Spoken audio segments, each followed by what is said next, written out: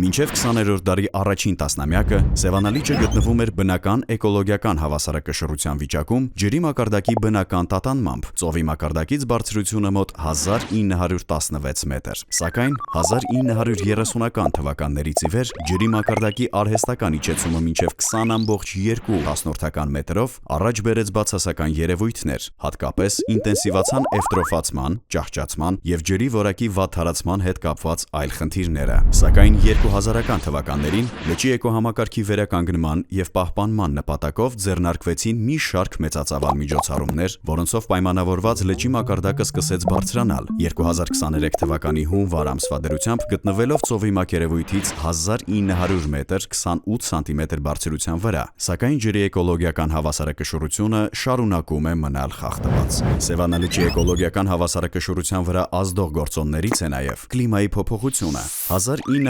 1930-ական թվականների հետ համեմատած լճի ջրի ջերմաստիճանը բարձրացել է միջինում 2-ից 3 աստիճան Ցելսիուսով, հասնելով ռեկորդային 23 աստիճան Ցելսիուսի։ Ըստ Հայաստանի Հանրապետության կլիմայի փոփոխության մասին 4-րդ ազգային զեկույցի, սպասվում է, որ մինչև 2070 թվական լճի ջրի ջերմաստիճանը կաճի ևս 2 աստիճանով, իսկ 2100 թվականին 4 աստիճանով։ Լճի ջրի ջերմաստիճանի աճը նպաստում է ջրի ծաղկմանը, ապահովելով ցիանոբակտերիաների զարգացման իդեալական միջավայր։ Կլիմայի փոփոխությունը և գլոբալ տաքացումը նպաստում են նաև լճում գոլորշացման ավելացման, հետևաբար ջրի մակարդակի նվազմանը։ Ջրի ջերմաստիճանի և մակարդակի տատանումների հետևանքով վերացել է լճի հատակամերձ սառը շերտը՝ հիպոլիմիոնը։ 2018 թվականից ի վեր Սևանալիճի ծաղկման նոր ալիք է սկսվել, պայմանավորված ջրի մեջ ազոտի և ֆոսֆորի պարունակության մեծ քանակությամբ։ Դիտարկվում է նաև թթվածնային ռեժիմի խախտում։ Նվազել է ջրում լուծված թթվածնի պարունակությունը,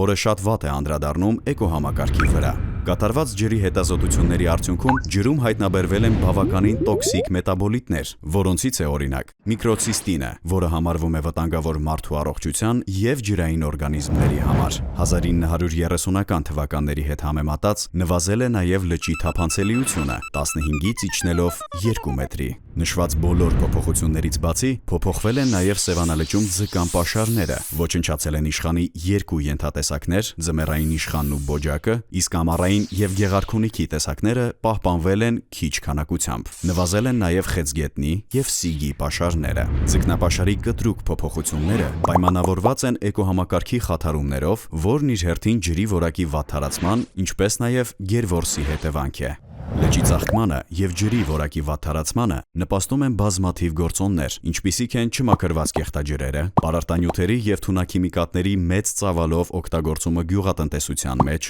անասնապահությունը, ֆոսֆոր պարունակող լվացող միջոցների օգտագործումը, կլիմայի փոփոխությունը, լճի ջրի մակարդակի նվազումը, ջրածածկ անտառները, ապօրինի ձկնորսությունը և շատ այլ գործոններ։ Ինչպես նկատում եք, նշված գործոնների մեծամասնությունը մարդածին են, պայմանավորված մարդու գործունեությամբ։